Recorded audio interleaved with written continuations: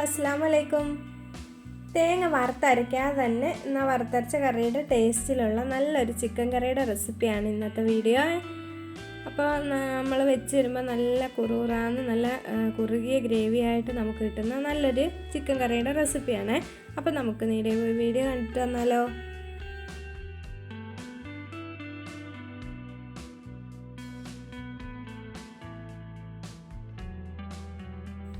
അപ്പോൾ ഇന്നത്തെ ഈ ചിക്കൻ കറിക്ക് എന്തൊക്കെയാണ് വേണ്ടതെന്ന് നോക്കാം. അപ്പം ഇത് ഞാനൊരു 1/4 കിലോ ചിക്കൻ ഇവിടെ കഴുകി വൃത്തിയാക്കി എടുത്ത് വെച്ചിട്ടുണ്ട്.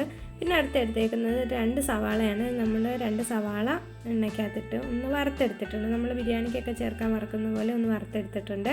പിന്നെ എടുത്ത് വെച്ചേക്കുന്നത് 2 തക്കാളി, 2 പച്ചമുളക്, കറിവേപ്പില കേട്ടോ. പച്ചമുളകൊക്കെ എരിവിനനുസരിച്ച് കൂടുതൽ ചേർക്കാം.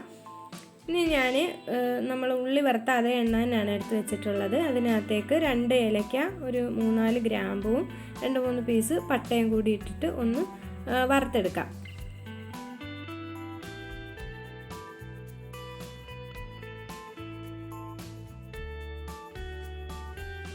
ഇതൊന്ന് മൂത്ത് വരുമ്പോൾ നമുക്കിതിനകത്തേക്ക് നമ്മൾ ചതച്ചെടുത്ത് വെച്ചിരിക്കുന്ന ഇഞ്ചിയും വെളുത്തുള്ളിയും കൂടി ചേർത്ത് കൊടുക്കാം കേട്ടോ. അപ്പോൾ ആദ്യം ഇഞ്ചിയും വെളുത്തുള്ളിയും ചേർത്ത് കൊടുത്തിട്ട് ഇനി ഇതൊന്ന് നല്ലതുപോലെ ഒന്ന് വറുത്തെടുക്കാം.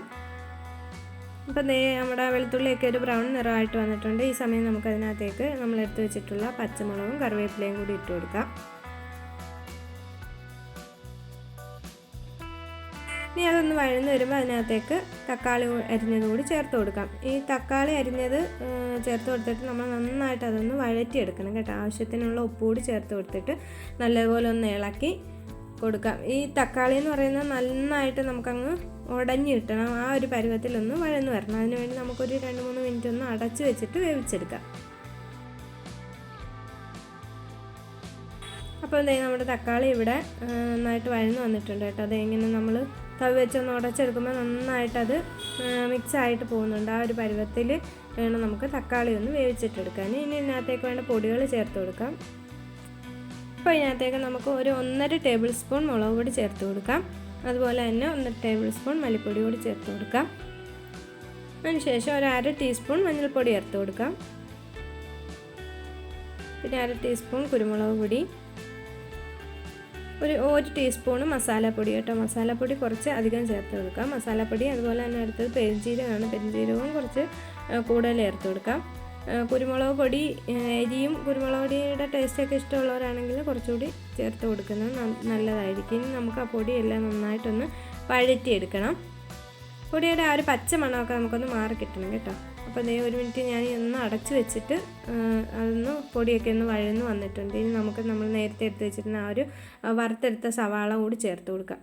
നമ്മൾ കൈ വെച്ച് ചെറുതായിട്ടൊന്ന് പൊടിച്ചെടുത്തിട്ട് വേണം ചേർത്ത് കൊടുക്കാൻ.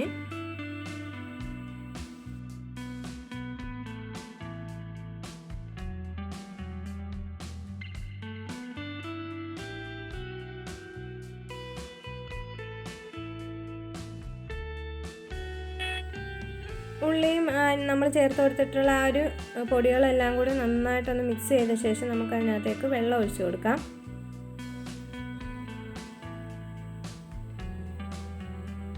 ഒരു കുറുകിയ ആ ഒരു പരുവത്തിനുള്ള കറിയാണ് വേണ്ടതെന്നുണ്ടെങ്കിൽ കുറച്ച് വെള്ളം ചേർത്ത് കൊടുത്താൽ മതി. പിന്നെ നമുക്ക് ചിക്കൻ അനുസരിച്ചിട്ട് അല്ലെങ്കിൽ ചേർത്ത് കൊടുക്കാം. ചിക്കൻ വേവാൻ അനുസരിച്ചുള്ള വെള്ളം ചേർത്ത് കൊടുക്കാം. അപ്പോൾ നമ്മുടെ വെള്ളം ഒഴിച്ച് ആ ഒരു ഗ്രേവി ഒന്ന് തിളച്ച് വരുന്നുണ്ട്. അപ്പോൾ നമ്മൾ കഴുകി വെച്ചിരിക്കുന്ന ചിക്കൻ കൂടി അതിനകത്തേക്ക് ഇട്ട് കൊടുക്കാം.